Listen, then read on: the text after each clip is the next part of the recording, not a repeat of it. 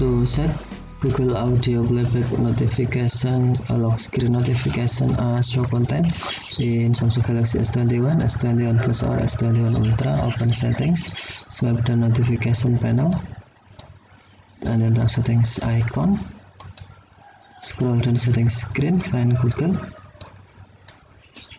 and then tap Google services, scroll down screen, tap settings for Google Apps, select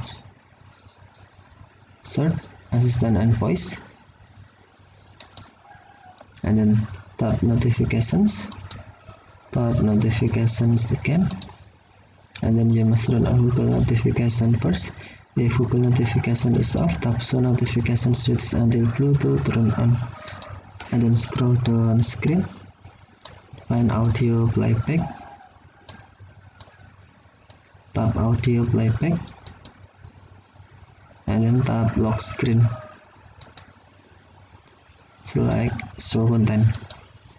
Now Google Audio Playback lock screen notification set as show content. Okay, thank you for watching. Have a nice day.